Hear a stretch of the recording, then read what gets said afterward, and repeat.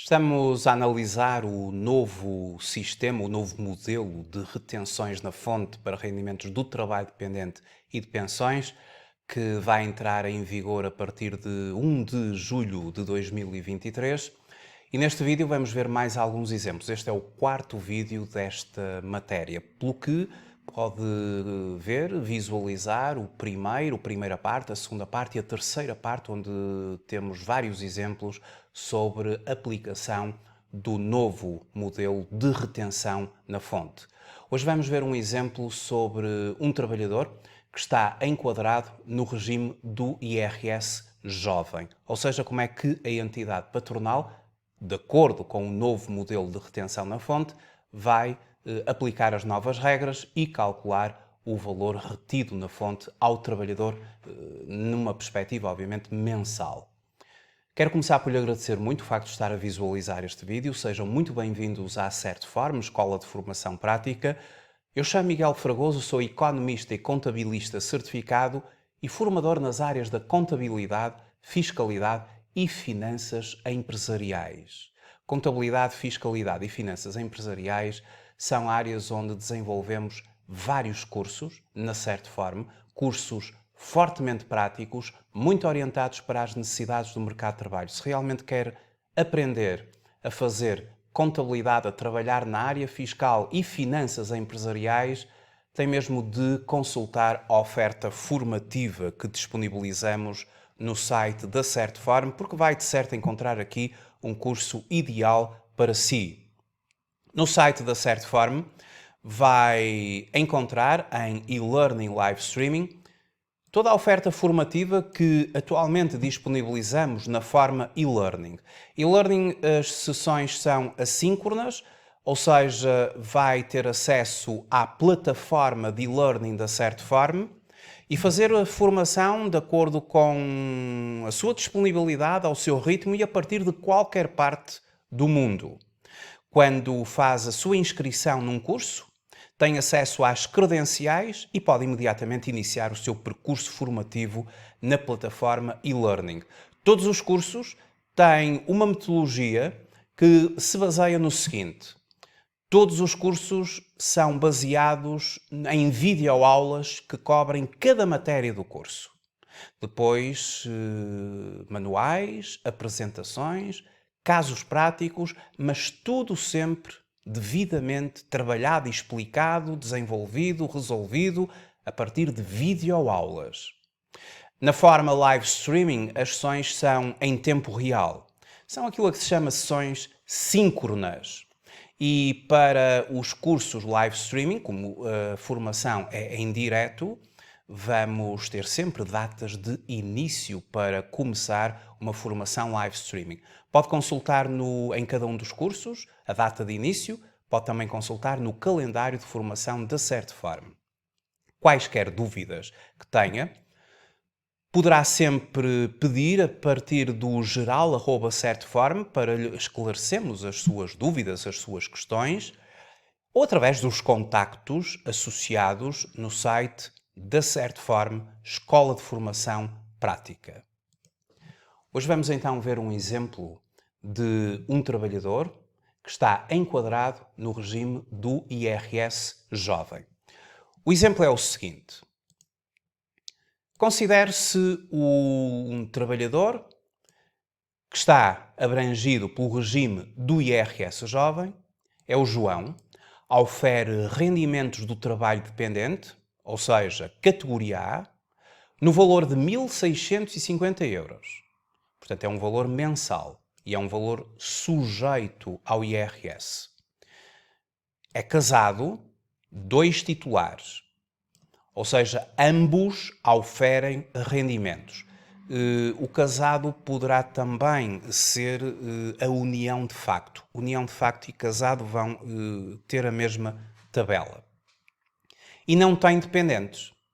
Preenche os requisitos para beneficiar do IRS jovem no primeiro ano de isenção e começou a trabalhar este ano.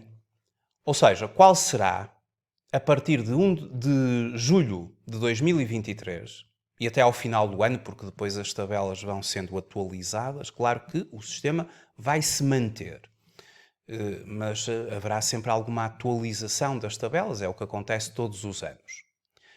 E, portanto, vamos calcular qual o valor retido na fonte em sede de IRS relativamente ao João, que tem estas circunstâncias. Primeira coisa a fazer. Questão familiar do João. Ele é casado, 2 titulares, 100 dependentes.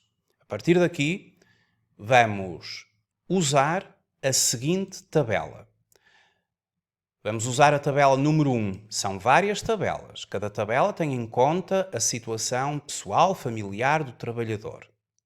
Concretamente, para um trabalhador que nos apresenta esta situação de ser casado, ambos oferem rendimentos e sem dependentes, utiliza-se a tabela número 1, que também é usada para o caso de não casados e sem dependentes. Esta é a primeira situação, identificar a tabela. A segunda identificação é qual é o rendimento mensal do trabalhador, qual é a remuneração mensal que está sujeita ao IRS. Sujeita ao IRS temos 1.650 euros. Então vamos agora enquadrar os 1.650 euros numa das linhas. E a linha correta é esta que eu estou agora a sublinhar. Portanto, será a 7ª linha. Enquadrá-lo em 1.636 não pode ser, porque ele tem 1.650. Portanto, nós temos que o enquadrar na linha que imediatamente ultrapassa o valor mensal, a remuneração mensal do trabalhador, até 1.961. O que significa que a sua taxa marginal de IRS é de 35%, e vai usufruir de uma parcela a abater de 295,26. Como não tem dependentes, não há aqui nenhuma parcela adicional a abater para os dependentes, porque quando os trabalhadores têm dependentes, filhos, um ou mais, vamos ter sempre nas tabelas uma coluna para um valor adicional a abater por cada dependente. Em função da tabela, depois esse valor adicional vai ser diferente. Mas aqui não temos qualquer valor adicional a abater, porque portanto, este sujeito passivo não tem dependentes. De qualquer forma, esta é a linha, a 7ª linha que vamos usar. Estão aqui as variáveis. Obviamente que se o trabalhador não estivesse no regime jovem do IRS, imediatamente iríamos aplicar à sua remuneração mensal 35% e ao valor assim obtido subtrairíamos o montante da parcela a abater. É exatamente como diz aqui a fórmula. Remuneração vezes a taxa marginal máxima menos a parcela a abater. A questão é que o trabalhador em causa ou está abrangido pelo IRS jovem. E, portanto, nós vamos ter de aplicar aqui o enquadramento do artigo 12º-A, que já vamos ver sobre este mesmo regime. Aliás, o artigo 12º-B, para ser rigoroso, sobre o regime do IRS jovem. Artigo 12º-B. Mas já vamos ver este artigo para já, sendo o João beneficiário do IRS jovem, a entidade patronal, no âmbito da retenção na fonte dos rendimentos, deve aplicar a taxa de retenção que resultar do despacho número 14.043-B/2022, que são estas taxas que eu acabei agora de mostrar. E deve aplicar a taxa de retenção na fonte, ou seja, deve procurar a taxa de retenção na fonte em relação à totalidade dos rendimentos. Por isso é que eu, quando apliquei aqui, disse que iríamos estar enquadrados aqui na 7ª linha, considerei a totalidade dos rendimentos, que é 1.650. A totalidade dos rendimentos do João é 1.650. Portanto, ele vai estar abrangido pela 7ª linha, ou seja, uma taxa marginal máxima de 35%. A questão é que a taxa marginal máxima não se vai aplicar, no caso do João, aos 1.650, porque ele está no regime do IRS jovem e tem direito a uma isenção. E então vamos ver qual o valor da sua isenção. Começamos por procurar a taxa, como se fosse para a totalidade dos rendimentos, obviamente incluindo os isentos, e apenas à parte dos rendimentos que não esteja isenta, ou seja, a parte sujeita, consoante o ano, não podendo o valor da isenção mensal, para efeitos da retenção na fonte, ultrapassar o valor do referido no número 5 do artigo 12º-B do Código do IRS, aplicável ao caso concreto, dividido por 14. Bom, vamos ao artigo 12º, que também aproveita-se e faz-se aqui uma revisão do que é o IRS jovem. Artigo 12º-B. Isenção dos rendimentos das categorias A e B. Aplica-se o regime do IRS jovem. Este regime é um regime que é aplicável ou aplica-se aos rendimentos do trabalho dependente e aos rendimentos da categoria B, que são os rendimentos profissionais e empresariais, a categoria B, auferidos por sujeito passivo entre os 18 e os 26 anos, que não seja considerado dependente. E estes rendimentos ficam parcialmente isentos de IRS nos 5 primeiros anos da obtenção de rendimentos do trabalho após o ano de conclusão de ciclo de estudos igual ou superior ao nível 4 do Quadro Nacional de Qualificações, mediante a opção na declaração de rendimentos a que se refere o artigo 57 do Código de IRS, que é quando se entrega a declaração modelo 3 e, em concreto, para o trabalho dependente, o anexo A, para os rendimentos da categoria B, o anexo B. Este artigo 12º-B estabelece o regime do IRS jovem, estipula aqui uma série de condições que deverão ser devidamente analisadas. Eu tenho aqui no canal do YouTube da Certform um vídeo específico para a análise do regime do IRS jovem.